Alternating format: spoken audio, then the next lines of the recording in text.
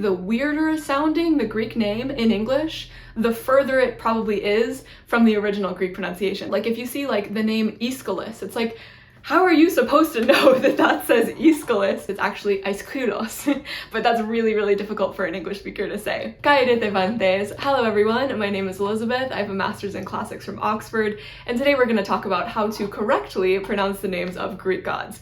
In Greek, of course, because hopefully we all know how to pronounce them in English. Specifically, I'm going to be using something called Attic pronunciation, which is a fancy way of saying the ancient Greek pronunciation spoken in Athens around 500 years before Jesus, because it changes according to where you're from and what the time period is. So I'm not suggesting that you actually use these pronunciations in an English conversation. If you're talking about Circe and you say kirke, no one's gonna understand you. They're gonna spend the rest of your sentence trying to decode what you just said, as opposed to like listening to what you're actually saying, which is obviously more important. But sometimes English pronunciation can be really weird and unclear, or people disagree about how to pronounce it in English. So that's where maybe sometimes going to the Greek can be really helpful. So for example, have you ever asked yourself how to pronounce the name of this planet between Neptune and Pluto? Well, we will get to that at the end of this video. So how the heck do we know how ancient Greek was pronounced? They didn't have like Spotify in 500 BC.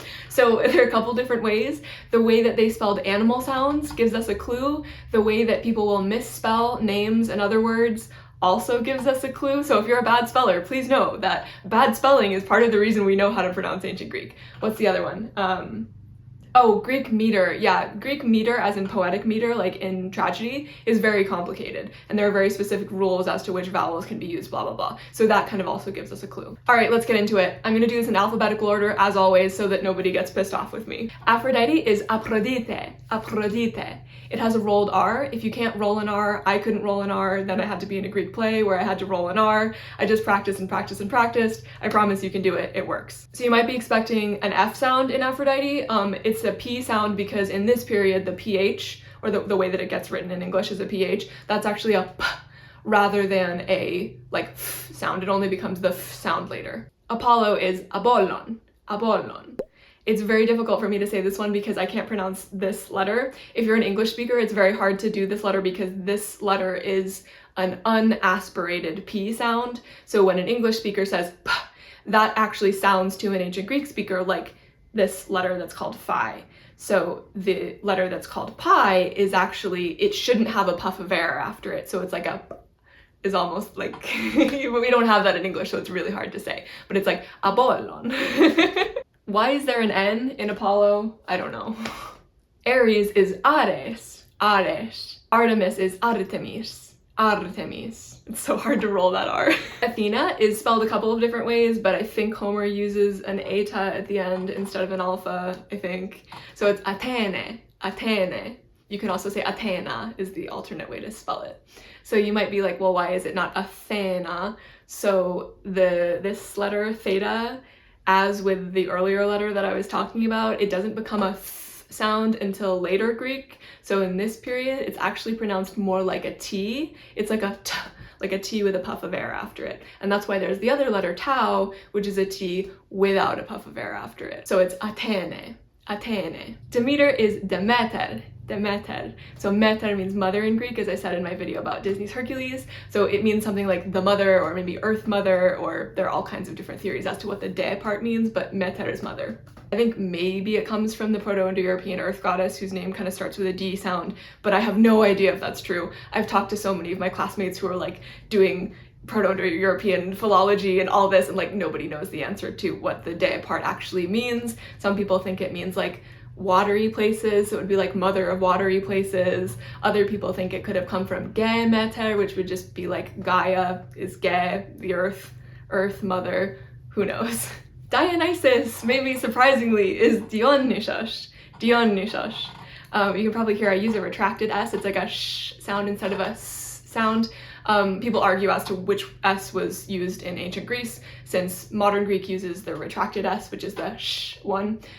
We don't know which one was used, but I like to just use the retracted S because modern Greek uses it, and because it kind of makes it sound a little bit more like a foreign language to an English speaker. Hades is Hades, Hades. Hephaestus is Hephaestus, Hephaestus. It looks like an H at the beginning. It's not an H, it's a capital eta, which is the long E sound, so Hephaestus.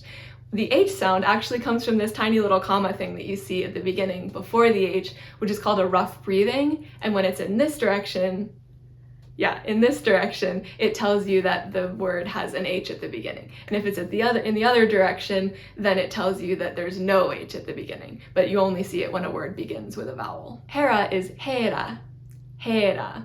Once again, it looks like an H. It's not an H, it's an eta. The h sound comes from the little rough breathing on the beginning. Hermes is Hermes, Hermes. So the first E is a short E and the second E is a long E, so like an eh sound. So it's eh and then eh. So Hermes. The little tilde looking thing over the eta is called a circumflex accent, and it just means that there's a rise in pitch and a fall in pitch on the same letter, but basically you can just treat it as where the stress is. So Hermes. Hestia is very easy. It's Hestia, Hestia. So Hestia just means hearth in Greek, so literally her name is hearth. Persephone is Persephone, Persephone. I want to say Persephone, but it's like a short, the omicron is a short O, so it's not like one, it's like one, which is really hard for me to say. If you're noticing that all the names that end in an E in English and sound like an E sound at the end in English, like Aphrodite, Persephone, it's always like an eta at the end in Greek, which is actually an E sound. So in modern Greek, it's an E sound. So I guess it would be Aphrodite, I think, in modern Greek, but then in ancient Greek, it's Aphrodite, because it's like the eta letter is an E sound in ancient Greek, which I think sounds really pretty, actually. Not that the modern Greek doesn't also sound really pretty. Poseidon is Poseidon, Poseidon. The accent is on the last syllable, but I don't think it's like Poseidon, because that just kind of sounds weird. I don't know. Zeus is Zeus. You're probably like, what the hell? It's got a D in it? Yeah, so the zeta in Greek actually is pronounced like zd, as in the word wisdom. So one reason that they know that is because some other forms of Zeus's name, like declining, if you know that what that means, the other cases are spelled beginning with a D sound and no Z. That's probably one reason that they knew that the letter Z was like pronounced closer to a D sound. So how the heck do you pronounce the name of this planet? You've probably heard either Uranus or Uranus, both of which sound terrible and both of which are wrong. It's actually Uranus. Uranus, which just means the heavens. It's also the name of Gaia's son and also husband, who is the heavens. Future Elizabeth here. Sorry, I got the accent on the wrong syllable, so it's actually Uranos. Uranos. That's it for this video. It was a quick and dirty one. I make comics over on my Instagram and my TikTok if you want to check me out over there. And if you want to see more content like this on YouTube, please like and subscribe. Leave me a comment if you want to. Let me know any content that you'd like to see in the future. Thank you for watching, and I'll see you in another video.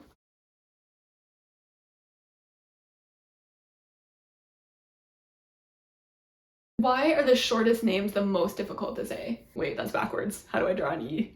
There we go. Poseidon, Poseidon. Why can't I say that? Poseidon. Artemis, Artemis. Oh, that's a much better rolled R, I like that. I literally couldn't roll an R like a month ago, and then I had to be in a Greek play where I had to roll an R, so I literally just practiced and practiced and practiced, and I would like say my line, like if it was like, hey kolabusa pramenean, like I would say like hey kolabusa pramenean, and then I would say it with like to make sure I got the rolled R, even if it was like 10 miles long, and then I didn't say the rest of it, and then I try to say it like faster and faster and faster. Breathings are literally like, I'm going blind because of breathings, having to read these like teeny little textbook things with like a magnifying glass because the little breathing is like impossible to see, and it's like a photocopy of a photocopy of a photocopy, and you're like, can you just cut me some slack here? Why can't it be larger?